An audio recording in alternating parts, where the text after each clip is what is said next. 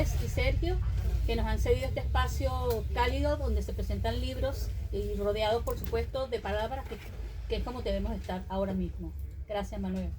Buenas tardes. Pues lo primero es que es un placer estar en La Tarara. Ya como habéis oído, yo fui librero 13 años en el Ejido y para mí las librerías son sitios muy especiales. Yo ya venía de la universidad de estudiar literatura, pero ese contacto con la edición del día a día, ese contacto con las personas que son lectores o que quieren ser lectores, algunos niños que empiezan, yo creo que es algo muy especial y fue el trabajo de mi vida, es lo que me ha marcado como persona. Así que yo creo que sobre todo los que seáis de Adra, cuidad mucho La Tarara. En el Ejido ahora mismo ya no hay una librería como La Tarara o como fue Sintagma, y creo que es una joya para Adra, como creo que la mía por todo lo que pudo en el Ejido. Pues he aceptado esta invitación. Yo no conocía a Inés y me acuerdo de unas palabras del ministro de Cultura, José Guirao, que decía que la gran gestión cultural era la gestión que se hacía en los barrios, la gestión a priori que parece más pequeña. Y bueno, pues mis ferias del libro se van a hacer pronto, estamos liados con cosas como permiso y cosas que en apariencia son muy gordas, y me llamó un amigo al que admiro mucho y me dijo: mira, tengo un libro que me encanta y me gustaría que lo presentaras. A ver si puedes hacer un hueco, también un hueco, porque me tiro de las tardes criando dos niños, no por otra cosa. Y me parecía que era muy importante también que pudiera sacar ese hueco para hacer lo que José Guirao llamaba la gran cultura, que es la cultura de apoyar a personas que te rodean, vecinos y gente de tu pueblo, y no solo gestionar permisos para Feria del Libro de Málaga. Entonces le dije, también porque admiro mucho a Santiago Girón, y él me decía que era un gran libro, así que le dije que sí. Inés rápidamente nos conocimos, puso en mis manos este libro, empecé a leerlo, y bueno, al final yo también cuando leo un libro lo que intento es que me guste, sea el libro que sea. Es decir, yo entiendo que no es lo mismo leer a Homero que leer a una persona que empieza, y bueno, siempre lo pongo en contexto y lo hago también con cierto miedo, es decir, ¿qué libro voy a leer? Es decir, incluso como sea algo muy lejano a mí, si me voy a arrastrar en el paso de las páginas. La verdad es que me ha dado tiempo a leer unas 50 páginas, me ha pasado como siempre, que te lo dejo un poco para el final, para tenerlo muy fresco, y los últimos días han sido complicados y no lo he podido terminar. Pero creo que por el tipo de libro, quedarme en la página 50 me ha venido muy bien. Es un gran libro, es decir, que no me ha costado leer estas 50 páginas, y además es un libro que se acerca mucho justamente a lo que a mí me gusta. Es un libro que en apariencia cuenta una historia sencilla, es decir, unas personas que parece que están en algo así como en una epidemia, hay un contagio, sucede algo. Está muy bien que la literatura no se concrete exactamente qué año es, dónde están, es decir, que haya ciertas dudas que tenemos que ir descubriendo página tras página, y además es un libro colectivo, es decir, no hay un solo protagonista que habla en primera de presente y te va explicando todo lo que piensa y todo lo que sucede.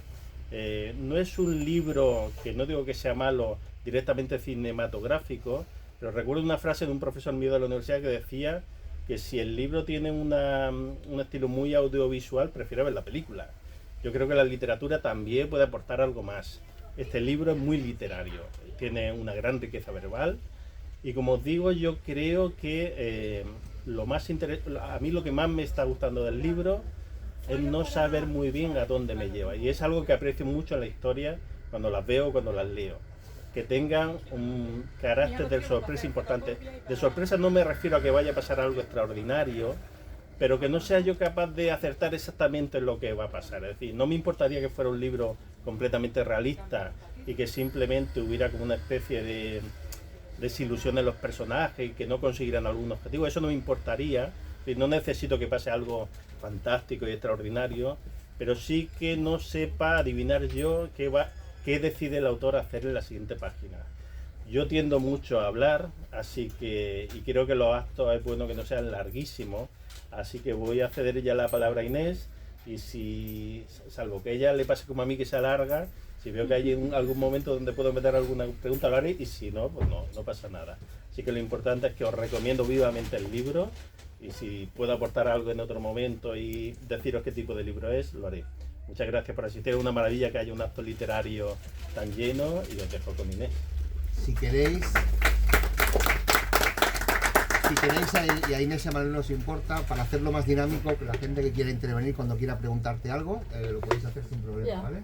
Me gustaría primero hablar un poquito de la génesis de la obra, porque las sensaciones que te ha dado la lectura tienen que ver con ello. Es una obra que en principio yo me inspiré en los pueblos de la España vaciada, sobre todo en estos que están semisumergidos por proyectos de embalses. Me pareció algo muy literario, el agua es muy simbólica en la literatura, siempre lo será, y quería yo llevar a unas personas a un redil, aislarlas. Casualmente la comencé a escribir, perdón, en el 2019, y en el 2020, ¡pum!, llega la pandemia. Esto es algo muy curioso que me ha pasado con el libro, porque no había ocurrido la pandemia cuando yo lo comencé a escribir. Y ya yo veía unas personas aisladas. De modo que fue la excusa perfecta, tanto para que yo como autora, como la protagonista, que es una mujer que tiene una agenda de venganza, pudiera aislar a estas personas. La pandemia de 2020. Entonces esto me dio bastante materia para yo contextualizar esta obra. Una agenda de venganza, o sea que ya quieres soltarle Sí. por dónde va la cosa. Sí. Como bien dicen algunas críticas o reseñas, es que nada es lo que parece en la obra. Supuestamente esta mujer lleva, y no estoy destripando, ¿no? Porque ocurren muchas más cosas insólitas a lo largo del libro.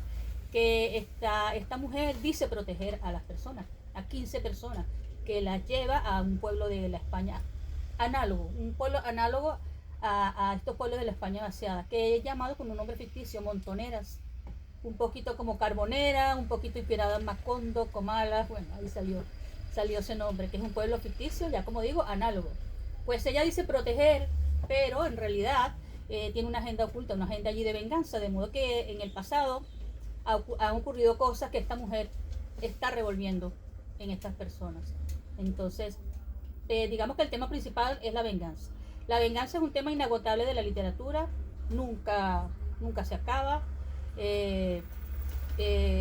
pero siempre está el tema de para qué sirve la venganza, si realmente la venganza se cumple, el que venga logra su objetivo. Ese dilema moral está allí en el libro. Y lo otro que has percibido así como es un poquito la tensión entre ficción y realidad, porque a mí me gusta escribir ficción. No soy yo muy de una literatura realista donde personas contemporáneas a nosotros dialoguen, no, yo busco mundos fantásticos. Sin embargo, la realidad me avasalló cuando estaba escribiendo esta historia. Por ejemplo, lo que les comenté del COVID. Por otro lado, estas criaturas empiezan a sufrir unas transformaciones muy raras, adquirir cuestiones como facultades, y eso se resuelve en el mundo de la ficción, pero más adelante se revela por qué estas personas están sufriendo estas transformaciones. Ellos mismos especulan que si se debe al agua nociva, si se debe a que este pueblo tiene presencias fantasmales, porque fue anegado en contra de sus habitantes, incluida la iglesia y todas las viviendas de estas personas que habitaban este pueblo. Más o menos esto es lo que está ocurriendo con esta historia. Por eso sientes que está como que no sabe dónde te va a llevar. Sí, pero fíjate que he mirado ahora, yo he llegado a la página 68. Me da la impresión de que en la página 68 lo que ya se ha adelantado la gente, yo creo que quizás no se intuía. Es decir, que oyéndote, claro, las referencias, por ejemplo, cuando hablamos de, bueno, lo de la España vaciada, obviamente los que estamos como atentos a la edición actual, pues nos acordamos del ensayo de Sergio del Molino, es decir, de alguna manera él ya nos ha señalado que vivimos en un sitio donde digamos que todos no estamos, como bien sabe todo el mundo, centralizando en algunas ciudades y están deshabitando ese sitio que de alguna manera tenían su vida y que se han quedado sus fantasmas, por llamarlo de alguna manera.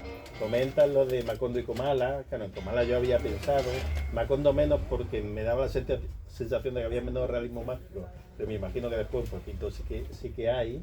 Y lo de las transformaciones de los personajes me recuerda a muchas series que hemos visto en los últimos 5 o 10 años, o sea que yo me imagino que hay un saco de narrativa audiovisual y literaria ahí mezclada, claro, que supongo que te habrá dado mucho invitación a escribir. Claro que sí. Yo evito mucho eso que comentaste antes, yo lo he dicho en todas las presentaciones, que está muy de moda escribir la literatura más comercial. Tú la lees y es diálogos, acciones, muy, digamos, hay mucha acción y mucho diálogo, como un guión de película, y digo yo, para eso veo una película, veo una serie. Yo por el contrario trabajo la palabra porque el idioma que me ha tocado hablar, lo adoro, es un idioma inagotable y me gusta trabajarlo con mimo, con celo, y bueno, ahí está el resultado, una obra que si bien tiene mucha acción, no es lo más importante. No es lo más importante lo que se cuenta, sino cómo se cuenta. Esta es una de mis premisas para escribir y creo que está reflejado, creo que lo he logrado, no sé qué dices tú. Sí, yo creo que avanzando lo que creo que podrá ser el libro, no me parece un libro exactamente de género, es decir, a veces cuando hablamos de un libro de fantasía o ciencia ficción, justamente muchas de las veces suelen tener tonos muy, o sea, verbalmente suelen ser bastante directos, muy asequibles, y cuando ya a lo mejor mete más juego verbal y lingüístico, yo creo que aunque tenga esos temas, se habla más de literatura en general, más que literatura de género. Entonces, porque claro, si alguien pensara en el libro de Juan Rulfo, realmente lo que hay son muertos. Alguien podría pensar que no es un libro realista, pero bueno, es Juan Rulfo, es otra cosa, no es literatura de género. Entonces, y vuelvo a eso, yo lo he intuido antes cuando te lo he comentado, digo, creo que para lo que me interesaba de la presentación, puede que me haya venido bien quedarme en la página 70 porque me da juego a que no saber por dónde va a tirar, que yo creo que es una gran riqueza del libro, la sorpresa que puede haber en lo que va a suceder en el siguiente capítulo. Bueno, tiene varias vueltas de tuerca o giros argumentales que no son aplicados de manera truculenta, porque también se abusa de los recursos. De muchos autores y en las series y en las películas hay un giro argumental, una vuelta de tuerca, pero como algo muy truculento, ¿sabes? Muy artificioso. A mí se me dio eso natural. Lo primero es que la historia comienza, lo que llaman técnicamente in media res, que es cuando ya las personas están en el pueblo. Lo hice de esa manera para que ya el lector se pregunte qué hacen estas personas aquí. En todo momento yo escribo para que el lector se haga preguntas, escribo para que el lector tenga una experiencia de lectura, que pueda inferir lo que va a pasar o quedarse con la duda y esperar revelarla más adelante. Por ese camino me han dado. A mí me interesa mucho una cosa cuando leo un libro o veo una película, y es que de alguna manera el espectador o el lector siempre se pone en la situación de que vive en el mismo mundo de los personajes. Pero claro, yo creo que el autor tiene una peculiaridad, y es que puede decidir que el mundo que hay aquí quizás no sea el mismo mundo en el que vivimos nosotros. Que eso yo creo que te puede dar mucho juego, es decir, claro, incluso aparentarlo, pero hay un momento que te puedes tirar por otro sitio. Exacto. Sí, por eso también puedes sentir que en ocasiones el narrador es un poco omnisciente, porque sabe lo que sus criaturas están pensando, pero en otras oportunidades es como un narrador cámara, que está simplemente viendo lo que ocurre de lejos, y en otras ocasiones es un narrador testigo, que no quiere revelar todo para dejarle, por supuesto, esa tarea al lector. Hay una cosa muy interesante que le has comentado ya, que es la presencia del agua. Es decir, el agua, no sé, me viene a la cabeza Lovecraft, el agua es como muy importante porque además puede ocultar otras personas que estuvieron por allí. Me da la sensación, y ya aquí se está adelantando al principio del libro, y se está adelantando que el agua va a ser muy importante y que además el agua tiene un pasado. Así es. Y el agua tiene mucho simbolismo, depende de qué tipo de agua sea. En este caso es un agua estancada, un agua turbia, un agua maloliente, que no se mueve, que está al lado de unas ruinas, y esto da un simbolismo muy adecuado para el tipo de historia que se está narrando.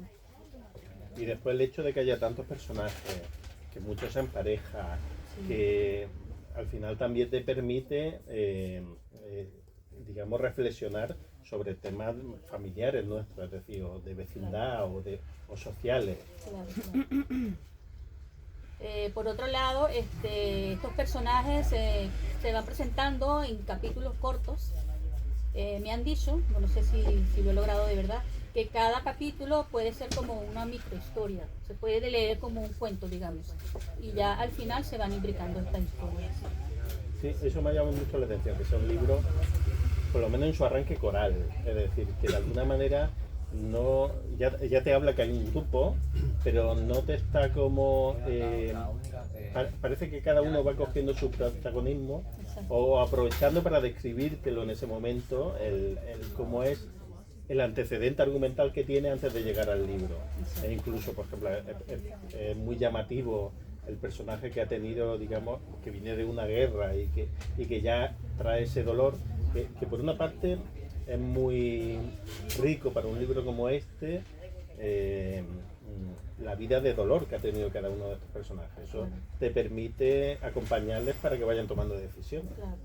Fue uno de los retos fue darle carácter a estos personajes, porque al ser tantos, son aproximadamente unos 8 o 10 personajes, cada uno tiene su propia historia y se va relacionando con la historia global al final. Es un reto porque no basta con poner criaturitas allí como en un jueguito de ajedrez, ¿sabes? Hay que darles un pasado, hay que darles una manera de desenvolverse, hay que darles de repente un rasgo, como un tic, digamos, como una muletilla, que tiene un personaje allí, tiene una muletilla que acude a ella cuando está un poquito nervioso, alterado.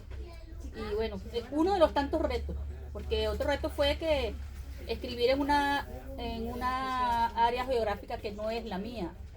Soy venezolana, pero me cautivó mucho el tema de los pueblos vaciados.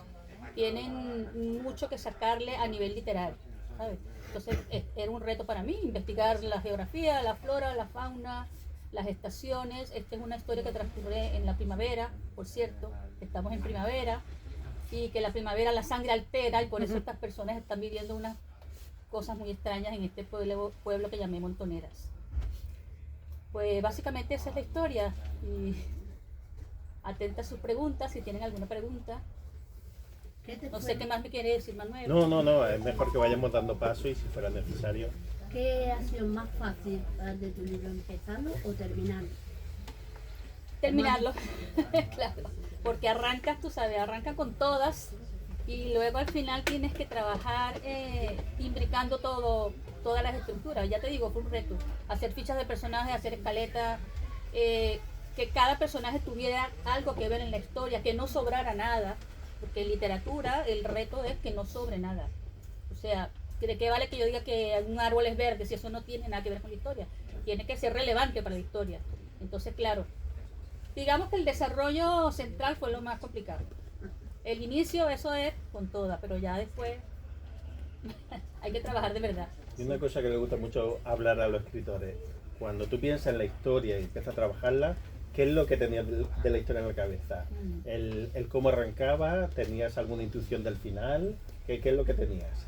Mira, con mi primer libro, bueno, era de relato el primer libro. He sido una autora brújula, que va por donde me vaya llevando el personaje, por donde me vaya llevando las historias, etc.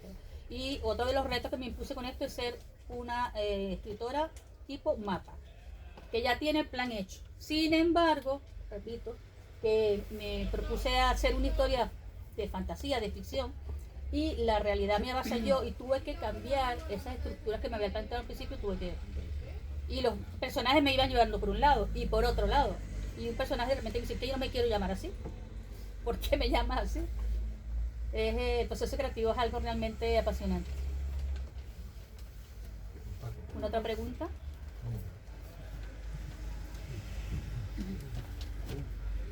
¿Tú ves algún género hoy en particular? Aprovecho entonces yo para preguntar a Manuel. Como lector. Hasta la página 70, o sea, no hay género en el sentido de fantasía, de ciencia ficción, o sea, es literatura, digamos, literatura de autor, por llamarlo de alguna manera. Hombre, obviamente por lo que me estás diciendo, después o sigue siendo literatura de autor con esos toques. Yo me imagino que no llegará a ser género en el sentido de que después ya como lector parece que solo te interesa eso. Es decir, que yo creo que seguirá manteniendo el pulso sobre todo en que sea lo que quieres contar de esos personajes, pese a lo que les sucede, que parece que no es algo realista. Claro. Bueno, yo tampoco lo encierro en un género. A veces pareciera un thriller psicológico, a veces pareciera una novela negra, porque en cierto modo hay una pesquisa, aunque no es detectivesca, es otro tipo de pesquisa. Y sí, voy como navegando por los géneros para no encasillarme, pero eso se dio natural, no fue que yo me lo propuse tampoco. Que de todas maneras que obviamente esto de que hablemos de género son categorías arbitrarias Exacto. que nos vamos inventando nosotros para entendernos, es decir, que al final la literatura es literatura y punto. Exacto, así es. ¿Crees que en tu obra han influido algunos autores? Muchísimo. No me alcanzaría la tarde para mencionarlos, pero Sí, los sí, más bueno, destacados. estudié filología hispánica, letras, Sí. en mi país se llama letras. Sí. Y claro, toda la tradición hispanoamericana, la literaria hispanoamericana, pues la llevo dentro de mí, por supuesto, influida por Unamuno, por Lorca, por el boom latinoamericano, el post-boom latinoamericano, bueno, infinidad de influencias, pero bueno, una de las mayores influencias en mí y creo que en mi escritura es Jorge Luis Borges, el argentino, su manera de escribir, su manera de conducirse, digamos, hacia la metafísica. Yo a veces como que quiero ser un poco metafísica, es decir, que hay más allá de lo que se muestra. Me siento un poquito imbuida por él y por mi otro dios Cortázar. Y Lorca por el lado de la poesía, porque yo también he escrito poesía. Y cuando escribo narrativa no me resigno a alejarme de la poesía. De cierto modo hay algo allí. Introduce algo de Sí, eso. hay algo allí, hay el ritmo narrativo o algún personaje que va por la onda poética, sí. Y algo Eso. que ver con el realismo mágico que has citado antes. Pues creo que no. Es un recurso muy interesante, pero a veces también se abusa mucho de él. Y lo que pasa es que el realismo mágico es un tema técnico. Es contar algo fantástico como si fuera algo cotidiano. Y no es el caso aquí, porque el caso aquí es que hay unas personas manipuladas por otra persona y que sufren unas transformaciones, que no se ponen en duda, ¿eh? Eso. Sí. ¿Has estado en ese pueblo? ¿Cómo? ¿En el pueblo que describe has estado alguna vez? Cada día que escribía estaba ahí adentro metida. Yo digo, pero Y a en veces real, todavía. En real. El Real es que visité varios pueblos para inspirarme. Fui a Corbera de Ebro. Corbera de Ebro, Tarragona. Sí, sí. Vi muchos pueblos y también por internet. Te ha tocado mucho viajecito, ¿no? Os tengo que comentar que a la hora de la documentación, el libro arranca en Barcelona en 2019, vivíamos en Barcelona y hicimos una visita a un pueblo que no precisamente está semi-sumergido, está bombardeado de la guerra civil. Sí. Entonces es un pueblo que se bombardea y no se construye, se hace otro al lado. Se construye otro nuevo, como la Rábida, un pueblo nuevo. Entonces aquel quedó tal y como estaba. Entonces recuerdo ir con Inés, dejarla sola, yo quedarme fuera observándola y ella con su libreta iba casa por casa tomando notas de lo que veía, porque luego todas esas cosas le iban a servir. Y la verdad que fue, aparte de un día muy bonito, porque aquella zona de Tarragona es muy bonita, el pueblo da respeto, ¿eh? Ese pueblo, pasear por allí cuando cae la tarde y el sol se va y empieza la madera a crujir, porque está todo como se bombardeó, no se ha tocado nada. En cada casa hay una placa de quién vivía, si estaba el herrero, el panadero, el médico. ¿Qué pueblo es? Corbera de Ebro, está junto al río Ebro. Impresionante, La batalla ¿verdad? famosa del Ebro, ahí se destrozaron de todo. Entonces es un pueblo que impone mucho respeto. De noche cuesta pasear porque todo cruje, allí todo se mueve. Pues no veas de inspiración. Y es un lugar donde ella, creo recordar que tomaste bastante notas y te Sí, vino me muy bien. inspiró bastante, fue el primero que visité. Sí, Sí. Más que todo imaginarme cómo era la vida en estas ahora ruinas. claro. Sí. Y otro que me inspiró, pero no lo visité, donde construyeron el embalse de Mediano. Allí tomé un hecho de allí que me pareció muy metafórico, que es que la gente dijo que 3 días antes de que anegaran el pueblo, llovió. Era como que si el cielo hubiera llorado por el anegamiento de este pueblo, del que las personas no querían irse, pero tuvieron que irse finalmente forzados. Pues eso lo he tomado como materia literaria para volcarlo en esta historia también. Habéis dicho que no se sitúa en un tiempo concreto. Sí, hay varios, como como trata de una venganza, hay un tiempo narrativo presente, hay un pretérito, luego vuelve a la época actual de la pandemia, del COVID. Sí. ¿Cuánto tiempo? No se especifican fechas, lugares y años para mantener, digamos, el tono ficcional. No me gusta ser muy específica ni decir que esto ocurre en España, sino que es un pueblo de los Pirineos, pues ahí puede estar un pueblo por ahí, cualquiera de ellos, de los que fueron anegados. ¿Cuánto tiempo has tardado en terminar? 5 años. Ole, eso está bien. Bueno, prometo que la próxima obra no va a tardar tanto. No, pero está bien, está bien. Ya hay un en camino y tardaré 2 añitos. No, Tu trabajo como escritora, No, te pero está sientas muy bien. todos los días a escribir, tienes horario, vas tomando nota cuando te surge la inspiración. No, escribo cuando puedo, cuando puedo, cuando me lo propongo y cuando puedo, porque claro, también en la vida se trabaja y no se vive de esto totalmente, todavía sí, exacto. Pero soy muy de cómo, no quiero usar la palabra inspiración, pero sí hay algo que no será inspiración, pero sí es como una energía creativa que te absorbe, momentos en que estás más creativo. En todo caso, he estado siempre tomando notas todo el tiempo. En ese sentido podría decir que he estado siempre escribiendo, que no he parado, porque siempre está la maquinaria allí buscando datos. No, pero que está bien. Si alguna de las personas que lee este libro tuviera alguna creencia limitante, ¿con este libro podría dejarla atrás? Una creencia limitante. Sí, que tuviera limitaciones mentales. Ah, para comprenderla. La Sí, historia. claro. ¿Crees que este libro le podría ayudar? No creo que le podría ayudar. Tiene una trama muy compleja, de mucha... Es para saber a quién recomendarlo, porque... Claro, exacto, sí. No tiene un orden lineal.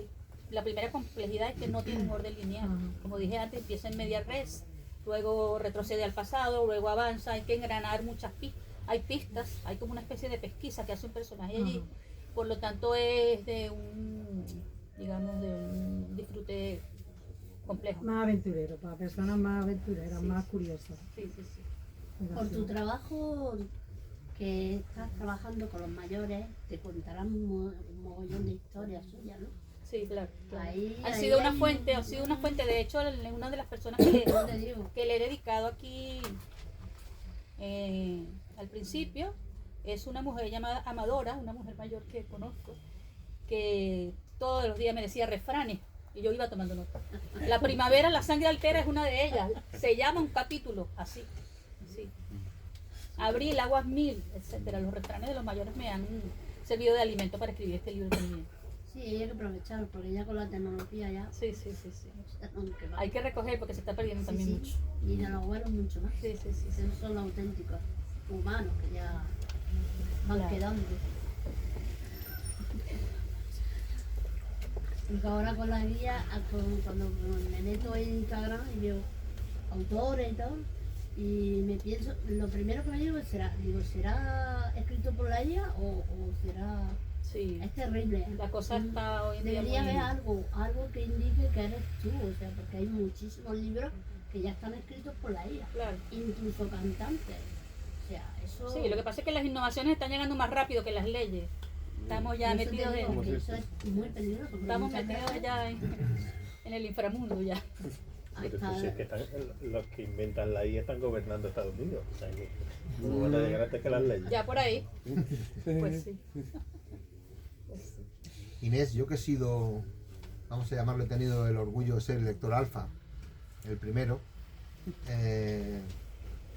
Esos personajes, una novela coral cuando te juntas con tanto personaje, como decías antes, cada uno tira para un lado, tú te haces una estructura de cómo va a ser ese personaje, pero la historia te va llevando para donde ellos dicen. Al final de cuentas empiezan a mandar sobre la autora. Sí, van tirando, lo dije antes, que en una oportunidad tuve que cambiar el nombre a un personaje. Era como que ese nombre no le calzaba a él. Y yo sentía como que me llamaba y me decía, mira, es que no me llamo así. Van cobrando Sí, vida propia. Exactamente, sí. Tienen que cobrar vida propia, tienen que imaginártelos como personas reales porque si no, no funciona y se nota. Se nota el parapeto después. Has hablado mucho de estos pueblos deshabitados y tú te has preguntado a ti misma por qué te ha llamado tanto la atención meterte en ese mundo. Es decir, ¿es una especie de seducción estética simplemente? ¿O crees que hay como mensajes, digamos, de cómo cambia el mundo que te ayudaban a través de eso para contarlo? Ya. Bueno, sí, hay de todo, sí. Lo estético tiene que ver porque son lugares donde ya la mano del hombre no tiene que ver, donde la naturaleza ha retomado su dominio. También me llama el tema metafísico, porque sí, los humanos se han ido ya a esos lugares, pero es que como que queda algo allí, ¿sabes? Algo que no le tenemos nombre todavía. Algunas presencias o algunas realidades o dimensiones. O energía.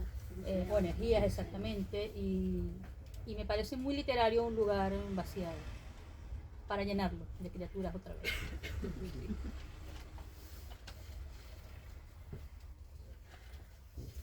Cuando he visto la portada de tu libro, te he preguntado, digo, pero esto es foto.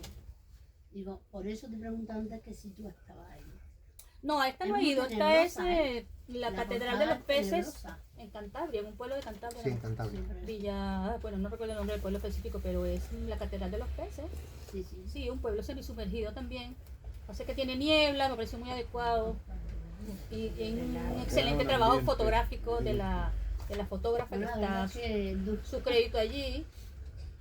Y nada, un campanario, ¿Y el título? es una fotografía real. El título surge... Bueno, mira, menos mal que me preguntaste, pero nadie lo ha preguntado. El adiós de los perros.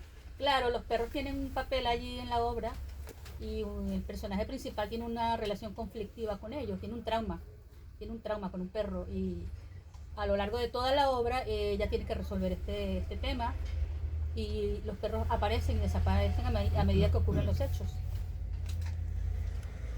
Sí. No, hay que leerse. Y oye, ¿y parte de algún esquema de cada uno de los personajes, un esquema psicológico para decir cada uno va ahí en esta línea y para luego a la hora de ir creando que no se te vaya uno fuera del esquema que tú tenías al principio? Claro. Sí, bueno, se hace eso que llaman unas escaletas o unas Sí. fichas de personajes, unos mapas donde los interconectas, etcétera. Me costó bastante, pero lo logré comportarme como escritora mapa, planificada, que no se me salga nada por, ¿sabes? Sí. Sí. Una buena experiencia. Me ha gustado. Y te ayudó, es decir, que repetiría ese Sí, tipo repetiría de... ese tipo de manera de trabajar. Sí, repetiría. ¿Quién sabe en el futuro vuelvo a hacer brújula? Sabemos. ¿Cuántos folios has roto ya con Porque el digo. libro? ¿Cuántos qué? Folios. Sí, ayer le mostré a alguien y esto hay que destruirlo. Necesito un destructor de papel para no dejar huella, nomás salga nadie en el Ahora futuro. está ordenador, pero Ya. antes no, pero sigue habiendo autores que... Pero yo comencé con una escriben más en libreta, lápiz, a en escribir a lápiz, mano me primero. encanta. Sí. A mí me gusta. Yo empecé a mano. Y ya luego cuando estaba, digamos, un esqueleto argumental, ahí sí pasé ya al ordenador. Pero a mano está bien porque, no sé, es como la relación atávica con la letra, con la sílaba, con la palabra. Esa famosa libreta donde arrancó todo en el Corte Inglés de Sí, Tarrasa. sí, una libreta que compré y dije, esta va a ser la libreta de la obra. Ahí está la libreta, sí.